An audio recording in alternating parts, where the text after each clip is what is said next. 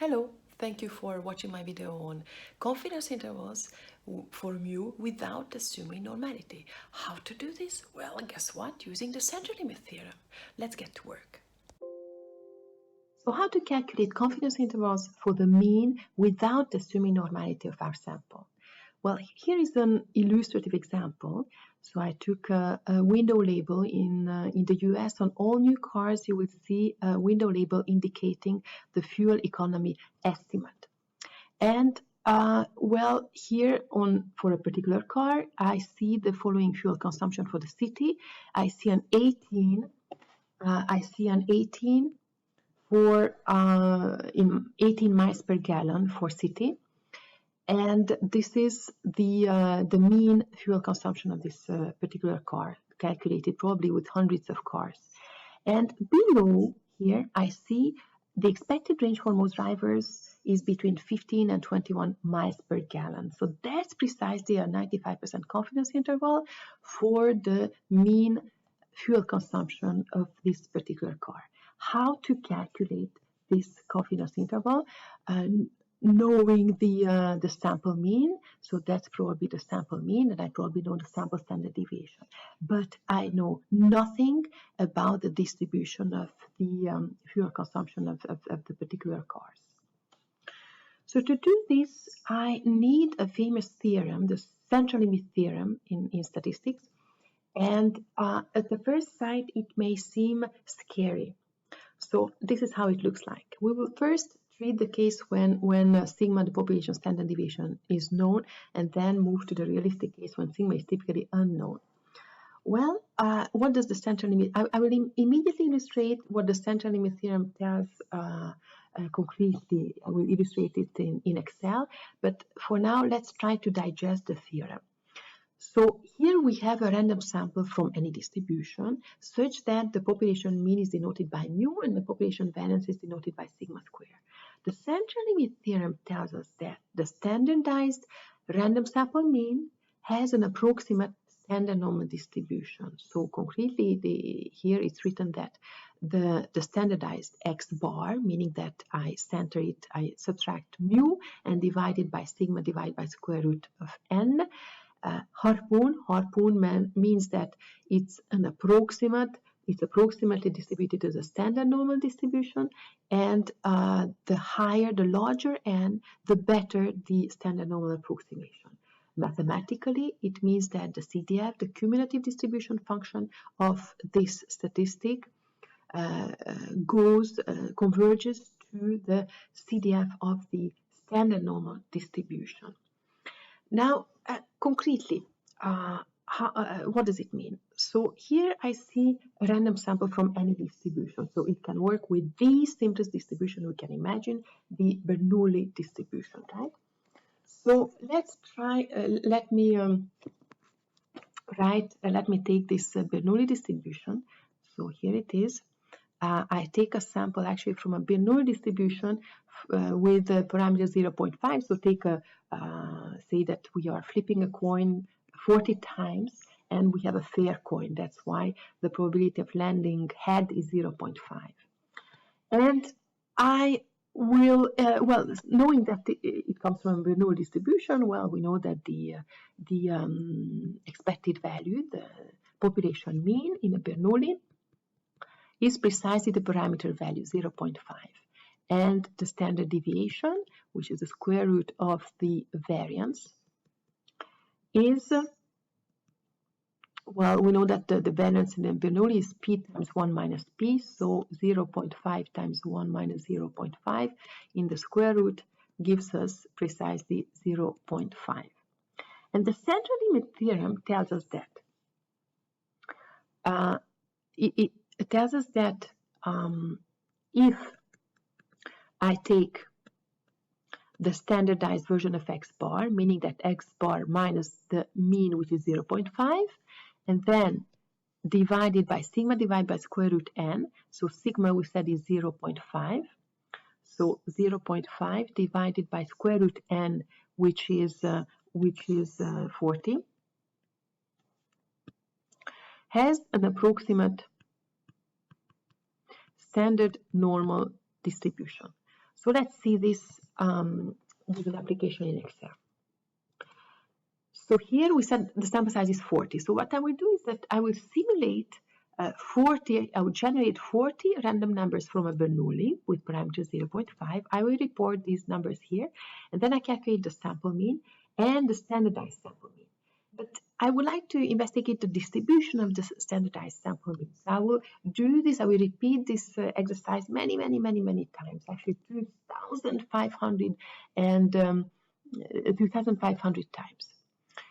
So how to generate from a Bernoulli distribution in Excel? I need data analysis, the data analysis toolpack. So I click on data, and then I have data analysis, and I select random number generation.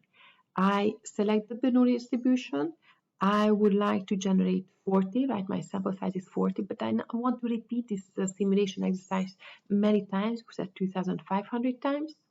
And I would like to report the output in A2, in the cell A2, and of course fill all these cells with random numbers.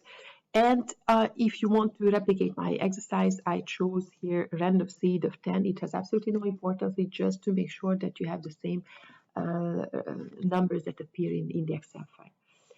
So here it is. I generate my random numbers. It may take some time. And here you go. I have zeros and ones in a Bernoulli. That's normal. I only have zeros and ones. And we said that we calculate then the sample mean, so average in Excel. And I calculate the, I select my sample of size 40. Here is the sample mean for the first sample, right? And then I calculate the standardized version, meaning that we said that we take X bar, we subtract 0.5 and divide it by, we said 0.5 divided by square root of 40. That's right. This is what I get. And I do this for my 2,500 samples, right? So now I can finally draw of this X bar, candidate X bars, right? And I can draw a histogram. And we will check whether it's still really normally distributed, right? Standard normally distributed. So in order to draw a histogram in Excel, I need bin sizes. I already reported here bin sizes. So let's go back to my data analysis. I select histogram, and I select my AP column.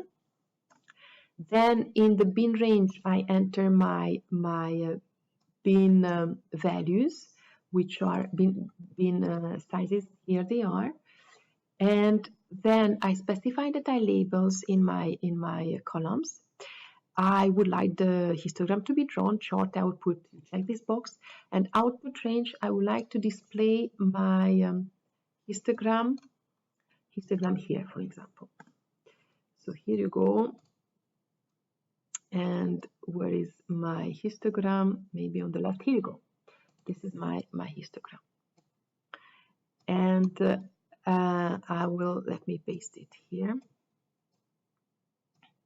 Here you go. And what we see is that indeed we have a nice bell-shaped distribution, very similar to the standard normal. And if I actually calculate the mean of my column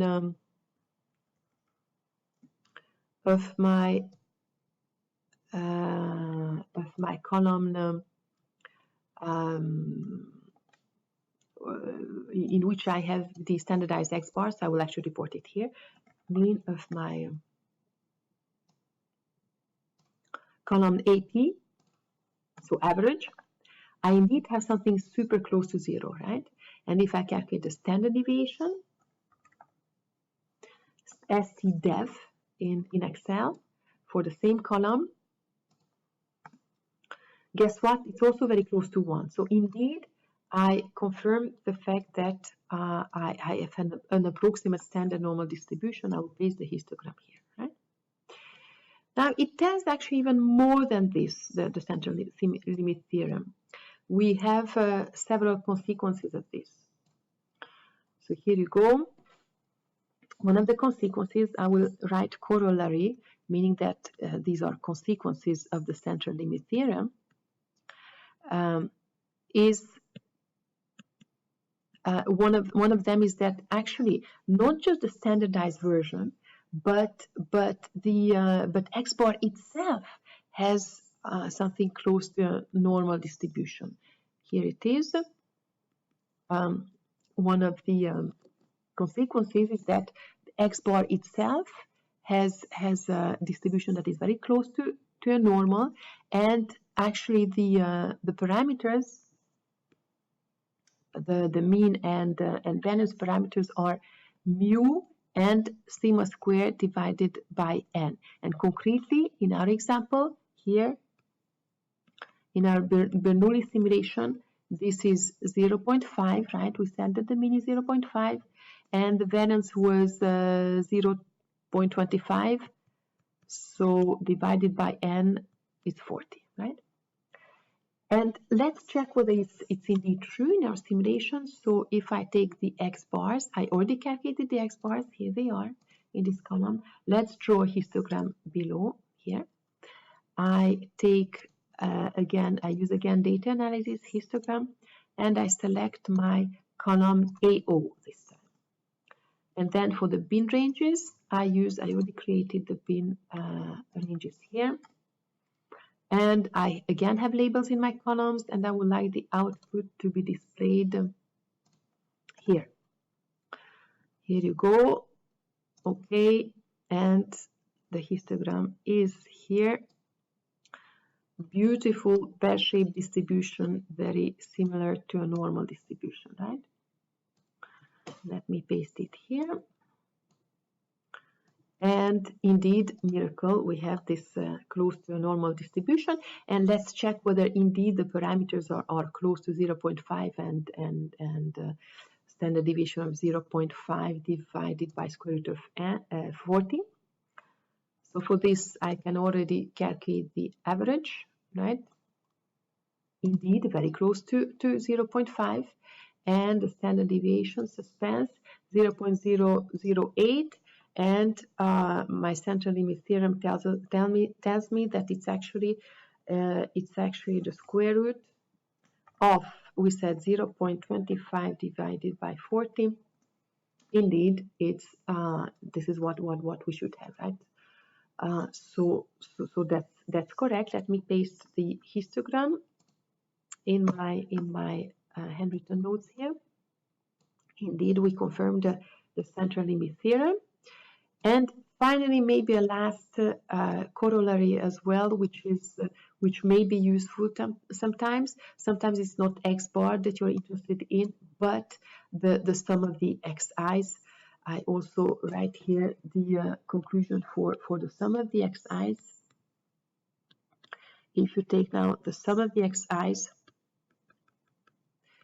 actually it has an approximate normal distribution as well, with mean parameters n times mu, and the variance, take care, it's n sigma square.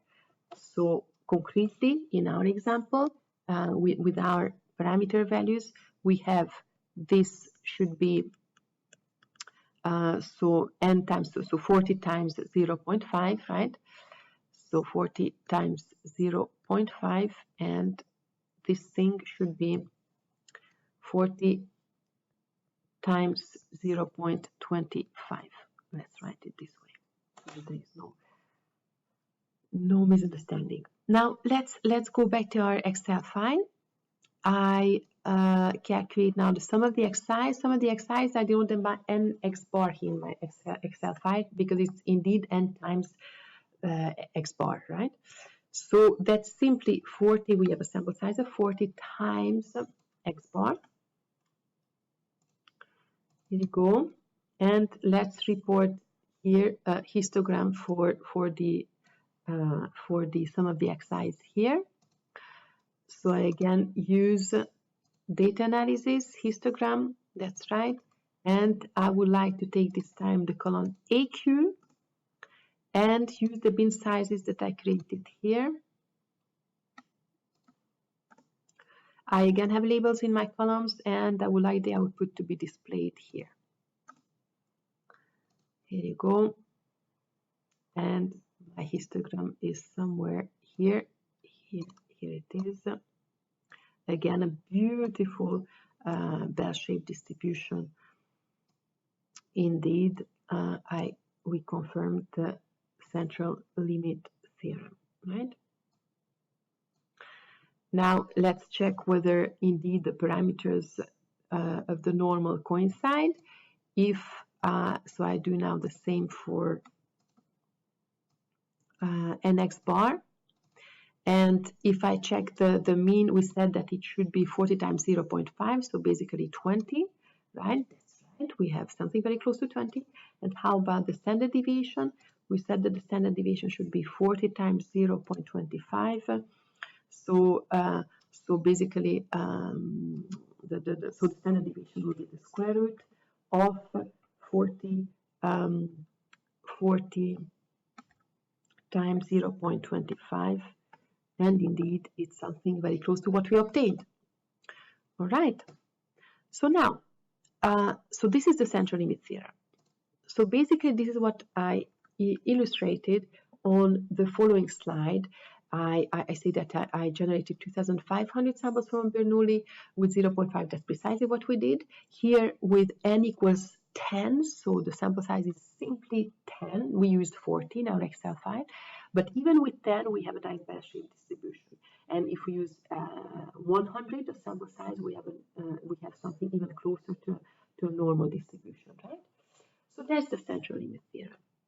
Now, by knowing this, that we can have basically a random sample from any distribution, well, we can use the standard normal distribution. Well, I can say that my confidence intervals can be calculated precisely in the same way as we calculated it with for normal random samples, right?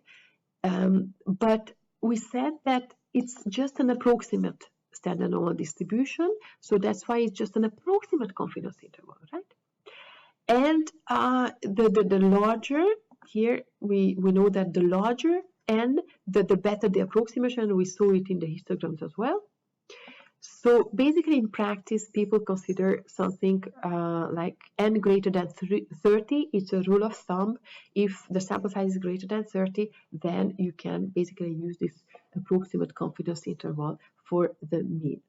Now, if you think of it, it's good. It's a nice result, but sigma is kind of unknown, right? In reality, we never really know the population standard deviation. So how to use it concretely?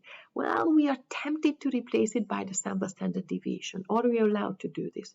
Well, the good news is that yes, we can, because there is an extended version of the central limit theorem to the situation in which actually sigma is replaced by its estimator, right? The usual sample variance.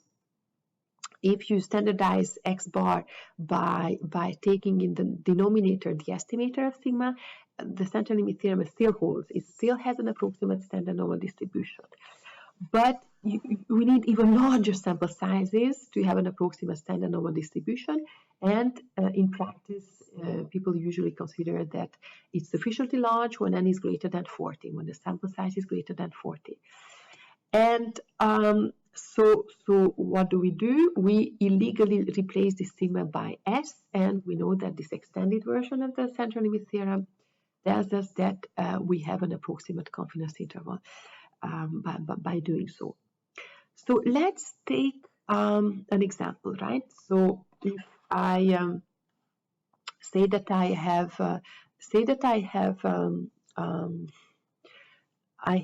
I just need this result tells me that no matter what the distribution is, if I know the sample mean and the sample standard deviation, I can calculate my confidence interval, right? So let me, by the way, take a snapshot, and we will immediately use it in an example. So here is my example. Say that I have 40 observations, say fuel consumptions, for example. Actually, I chose on purpose 49 observations so that it's simple to consider to take the square root. And these are observations from an unknown distribution,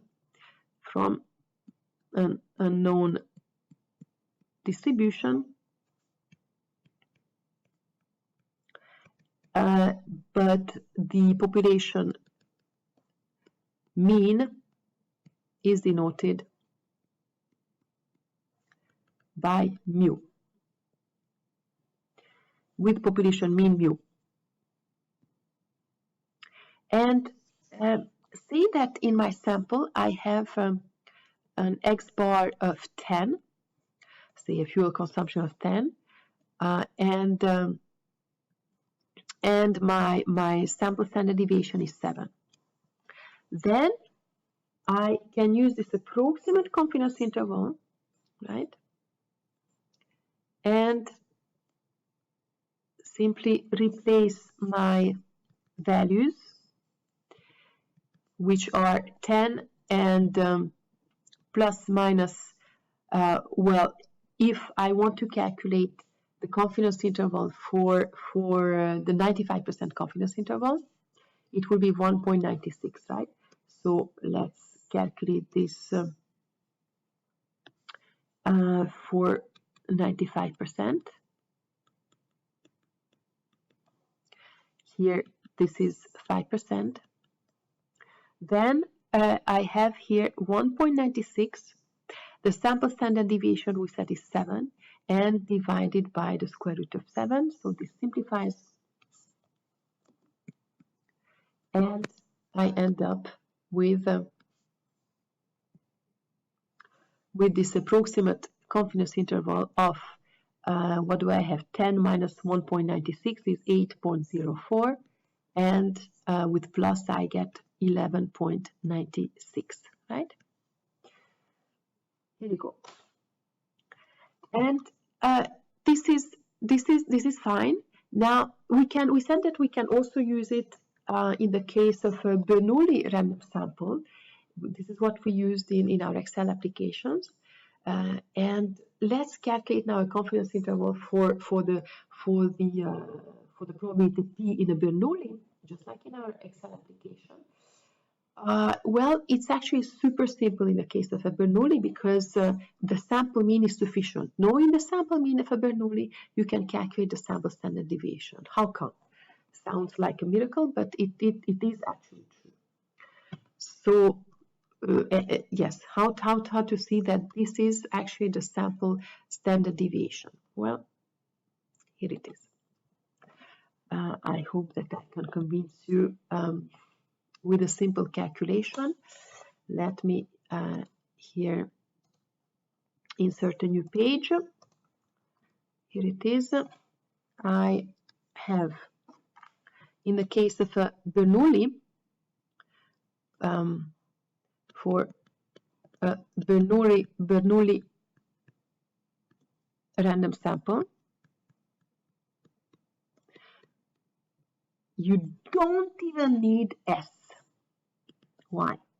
Because S square, what is S square? Recall this is the sample variance, but the sample variance has simply this form, right? Divided by n minus 1.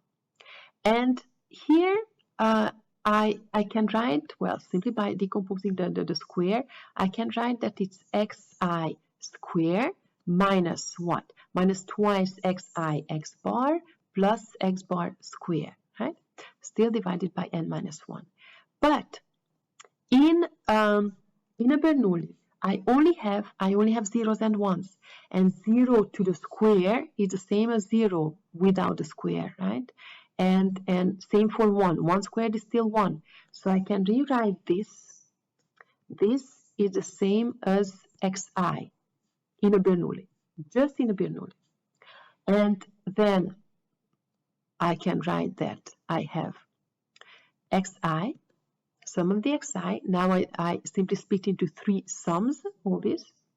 And then I have what? I have this part twice xi x bar. X bar is constant for the sum, so I can take it out. and yes, twice x bar, and then sum of the xi's is nothing else as n x bar, and then I'm left with this part, sum, so it's plus n x bar squared. And now I know that, let me gain some space here. So here we go. I know that sum of the xi, I can rewrite it as n of x bar. And I still need to divide this by n minus 1. Here I have the same terms, right? But here I have minus twice, and here just plus once. So here basically I can simplify this. And I end up with what? I simply have n times x bar minus x bar squared divided by n minus 1.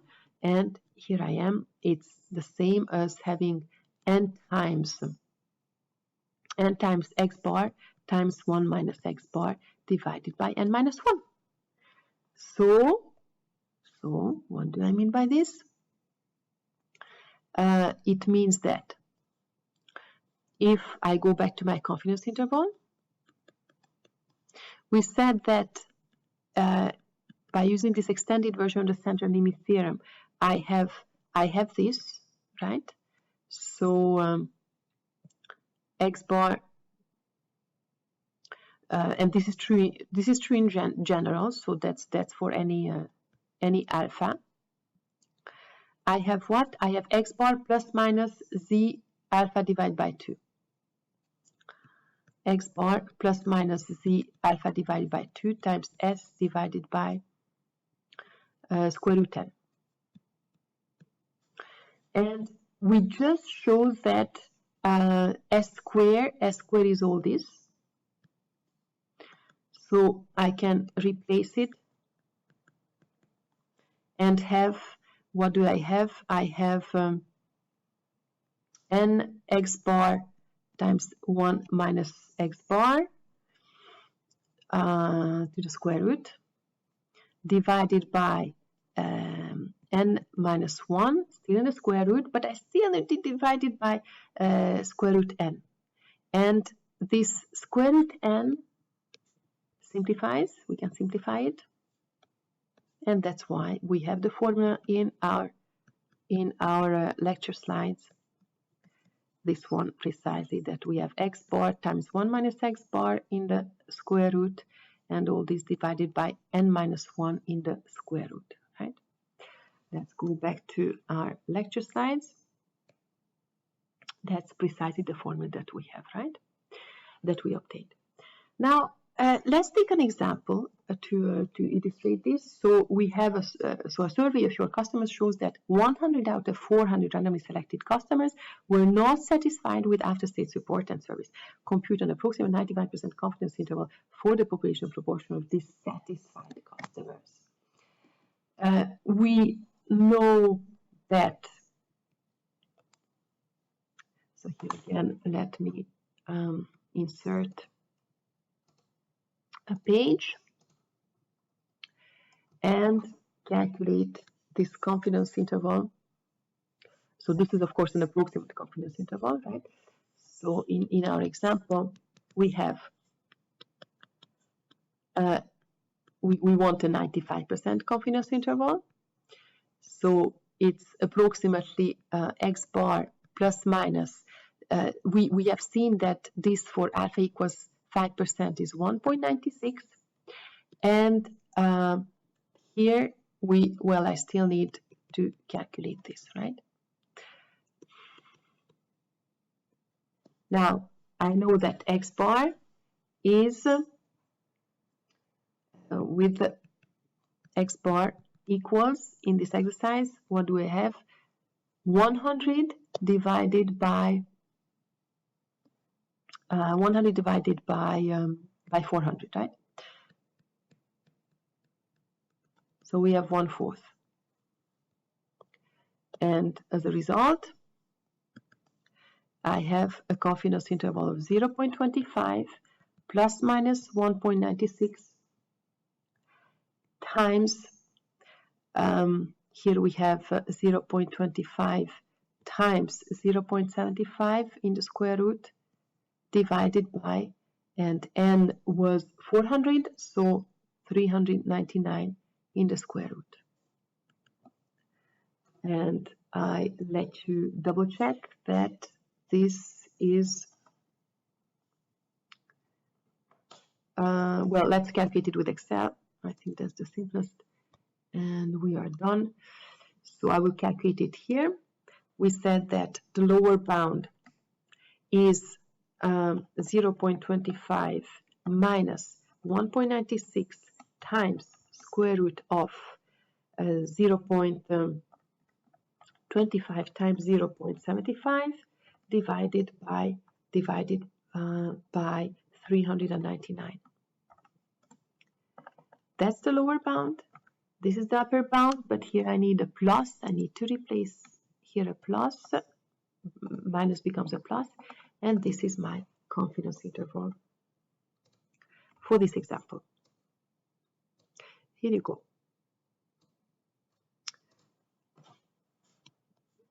Okay, that's my approximate confidence interval.